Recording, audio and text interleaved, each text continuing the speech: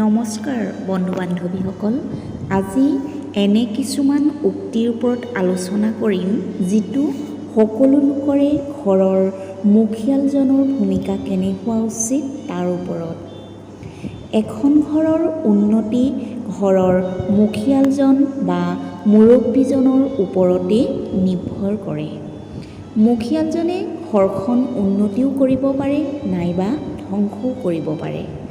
যিবিলাক উক্তি মই আপোনালোকৰ আগত আগবঢ়াই আছোঁ, কিছু উক্তি মই ভাবোঁ সকলোৰে জীৱনত কিছুমান মিল থাকিব পাৰে। আমি ভাল হ'ম বুলি ভাবিলে এই উক্তিবিলাকে এজন মানুহৰ জীৱন বদলাই দিব পাৰে। সেইকাৰণে আমাৰ মটিভেশ্যন কোট দিয়াৰ উদ্দেশ্যই হৈছে এজন মানুহ সৎ কৰা। আচাৰ্য চাণক্য নীতিৰ জৰিয়তে ইয়াকে ক'ব বিচাৰোঁ যে যিমান ঘাত প্ৰতিঘাত আহিলেও ঘৰৰ মুৰব্বীজনে সদায় গুৰুত্ব দিয়া উচিত। যদি গুৰুত্ব নাপায়, যিমান যি কৰিলেও সেই পৰিয়ালৰ মানুহখিনিৰ ওপৰত বহুত বেয়া প্ৰভাৱ পৰিব। গতিকে ক'ব বিচাৰোঁ মানুহৰ প্ৰতি নম্ৰ হ'ব লাগে। আচাৰ্য চাণক্যৰ মতে ঘৰৰ অগ্ৰগতি ইয়াৰ ঘৰৰ মুৰব্বীজনৰ ওপৰত নিৰ্ভৰশীল। যদি ঘৰৰ মুৰব্বীজন বুদ্ধিমান হয় তেন্তে প্ৰতিটো পৰিস্থিতিত পৰিয়ালক লগত লৈ যাব। গতিকে ঘৰৰ মুৰব্বীৰ কিছু গুণ থাকিবই লাগিব। আচাৰ্য চাণক্যৰ মতে যদি ঘৰৰ মুৰব্বীৰ এই বিশেষ গুণ নাথাকে তেন্তে সেই ঘৰত কেতিয়াও আশীৰ্বাদ নাথাকিব। ঘৰৰ উন্নতিত মুৰব্বীজনে সদায় 5টা নীতি অনুকৰণ কৰিব লাগে। প্ৰথমতে টকা সঞ্চয়। আচাৰ্য চাণক্যৰ মতে ঘৰৰ মুৰব্বীয়ে টকা সঞ্চয় কৰিব লাগে। ধন সঞ্চয় কৰাটো ঘৰৰ মুৰব্বীৰ দায়িত্ব, যাতে ভৱিষ্যতে তেওঁৰ পৰিয়ালটোৰ কোনো সমস্যাত ভুগিলে বেলেগৰ আগত যাতে হাত আগবঢ়াব নালাগে। দ্বিতীয়তে আপোনাৰ সিদ্ধান্তত সদায় অটুট থাকিব লাগে। আচাৰ্য চাণক্যৰ মতে ঘৰৰ মুৰব্বীয়ে যদি ঘৰৰ উন্নতিৰ কাৰণে চিন্তা কৰাত দৃঢ় হৈ থাকে তেতিয়া পৃথিৱীৰ কোনো শক্তিয়েই সেই পৰিয়ালটো আগবাঢ়ি যোৱাত বাধা আনিব নোৱাৰে। ঘৰত সেই অনুশাসিত পৰিৱেশ বজাই ৰাখক।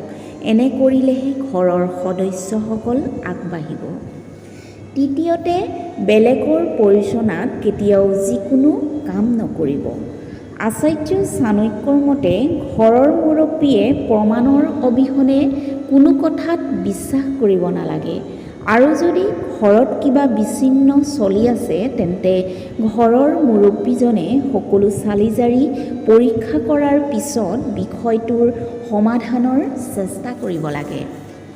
আচাৰ্য চাণক্যৰ মতে ঘৰৰ মুৰব্বীয়ে যেতিয়াই কোনো সিদ্ধান্ত লয় তেতিয়াই তেওঁ নিশ্চিত হ'ব লাগে যে তেওঁৰ সিদ্ধান্তই পৰিয়ালৰ কোনো সদস্যৰ ক্ষতি নকৰে।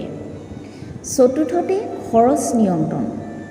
আচাৰ্য চাণক্যৰ নৈতিকতাৰ অনুসৰি ঘৰৰ মুৰব্বীজনে যিমান টকা উপাৰ্জন কৰে সেই অনুসৰি ঘৰ চলোৱাটো ঘৰৰ মুৰব্বীৰ দায়িত্ব। ঘৰৰ মুৰব্বীয়ে সেই কাম নকৰিলে হয়তো আৰ্থিক সংকটৰ সন্মুখীন হ'ব লাগিব। পঞ্চমতে সাৱধানে সিদ্ধান্ত গ্ৰহণ কৰা।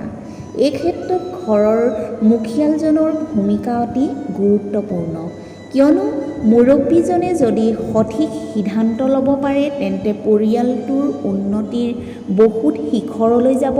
আৰু যদি মুৰব্বীজনে পৰিয়ালৰ প্ৰতি চিন্তা নকৰি নিজৰ বিষয়ে চিন্তা কৰে তেনেহ'লে জানিব সেই পৰিয়ালটো দিনে দিনে অন্ধকাৰৰ ফালে ঢাপলি মেলিব।